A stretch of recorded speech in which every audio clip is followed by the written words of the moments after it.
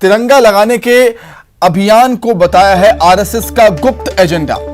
दिग्विजय सिंह ने तिरंगा खादी भंडार से खरीदने की अपील की है तिरंगा को, और दिग्विजय सिंह ने लिखा है आरएसएस के तिरंगे का हमेशा अपमान किया, अब तिरंगा लगाने का गुप्त एजेंडा क्या है वे ही बता सकते हैं। राष्ट्रीय ध्वज देश के स्वाभिमान का प्रतीक है, इसलिए ध्वज की गरिमा बनाए रखना भी हमारा कर्तव्य है। तिरंगा खादी भंडार से ही खरीदें और नियमों का पालन करके ही फहराएं। ठीक है, अनुराग लगातार हमारे साथ बने हुए हैं। अनुराग, देखिए, नियम का पालन करके ही तिरंगा फहराना चाहिए, ये तो ठीक बात कही है, लेकिन आरएसएस को घेरने भी दिग्विजय सिंह पीछे नहीं छूटे। और एक बात हमें ये ध्यान में रखनी होगी कि ऐसे मौकों पर कहीं ना कहीं बीजेपी आगे निकल जाती है। अब जो कांग्रेस अभियान चला रही है, दूसरा जो सम्मान यात्रा निकालना या फिर जो राहुल गांधी का तिरंगा कैंपेन हो, तो कहीं ना कहीं ऐसा लग रहा है कि जो बीजेपी को फॉलो करती हुई कांग्रेस नजर आती है इस अभियान में।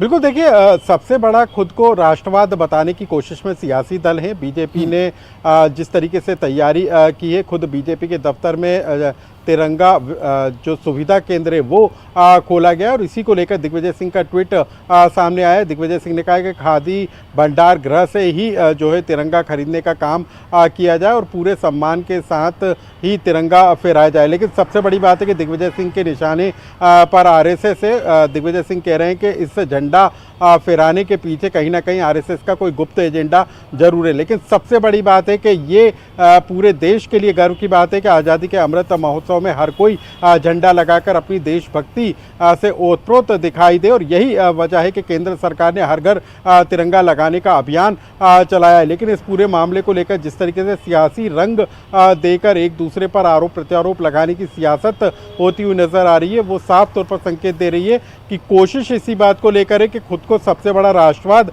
बताया जाए और दूसरे की राष्ट्रभक्ति को लेकर सवाल खड़े किए जाएं।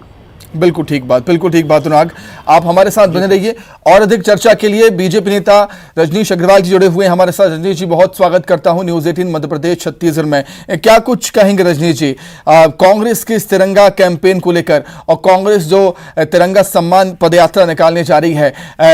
भले ही आपने अमृत महोत्सव का यहाँ पर आगाज कर दिया है और एक तिरंगा फहराने हर घर तिरंगा अभियान की शुरुआत कर दी, उसके बाद अब कांग्रेस का ये अभियान जी भारतीय जनता पार्टी संगठन के नाते, एक राजनीतिक दल के नाते, जो सरकार ने आजादी के अमृत महोत्सव के कार्यक्रम प्रारंभ किए हैं, हर घर तिरंगा का अभियान प्रारंभ किया है, उसके साथ में पूरे तन मन धन से जुटी हुई है। तिरंगा भारत की आन बान शान है, सम्मान है, स्वाभिमान का प्रतीक है, इसमें कहीं किसी प्रकार का संदेह नहीं है। ये राजनीति का मुद्दा नहीं है, ये राष्ट्रनीति का मुद्दा है, और कांग्रेस केवल राजनीति करने का काम कर रही है। इनकी पूरी राजनीति एक खानदान की चापलूसी में लगी हुई है।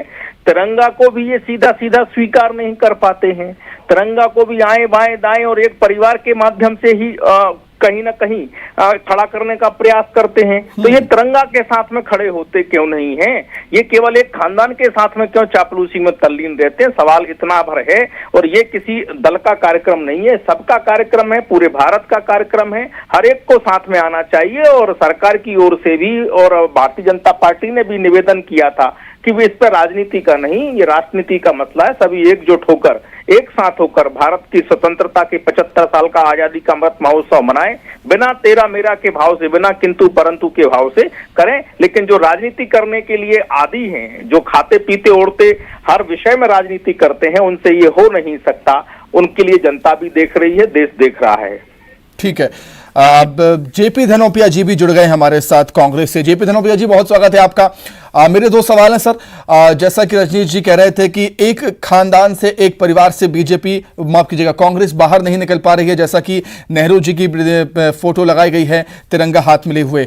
दूसरा सवाल ये कि दिग्विजय सिंह जी कह रहे हैं कि अब तिरंगा लगाने का गुप्त एजेंडा आरएसएस का क्या है? इसका क्या मतलब सर, कैसा गुप्त एजेंडा?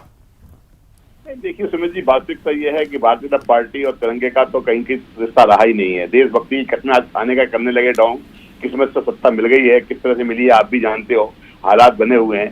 आज मैं पूछना चाहता हूं कि मुख्यालय जो इनका आरएसएस का है, जो इनकी पुत्र संस्था है, उस पर 52 साल तक झंडा क्यों नहीं लगाया गया था, तिरंगा क्यों नहीं फहराया गया था?